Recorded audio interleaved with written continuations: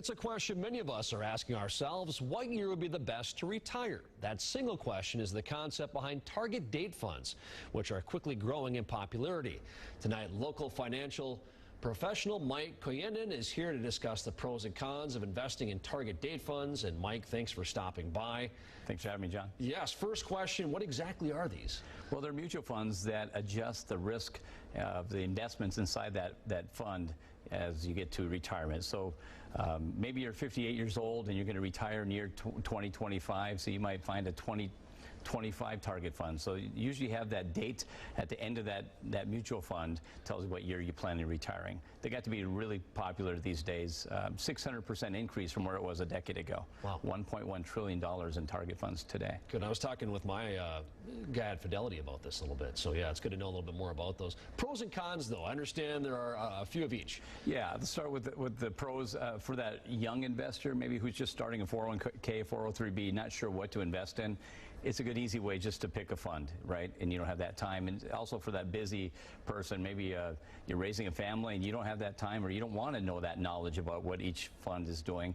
It's an easy selection for that. But the con is you're not getting a personalized plan. How can we put everybody in the box? Why does everybody who's going to be retiring in year 2025 invest the same? They just don't. So that's the con to that. And a recent report shows most people are invested in just one target date fund. Is that a good idea? It all depends, because typically if you're going to invest in one of the funds, you just stick to that. You shouldn't be doing a blend of those. But maybe you have a lower risk tolerance. So maybe you're going to retire in the year 2030, but that's just too much risk for you, and you might adjust and invest into a 2020 or 2025 because you're a little less risky.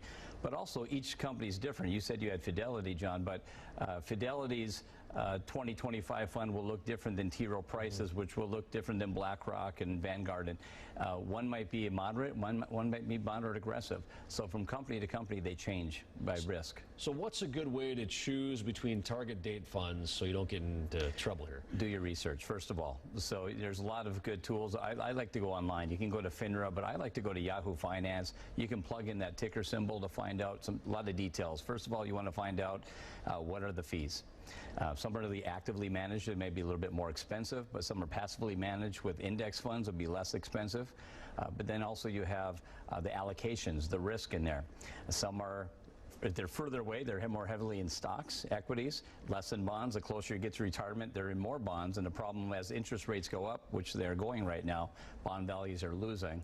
And then some people want to invest in companies that they believe in. Mm-hmm. So do your research to find out, is that target fund adjust with your values, investing for your values. What your allegiances are compared to where you should be at going forward. Exactly. Smart move. All right. Thanks a lot, Mike. We appreciate you stopping by once again.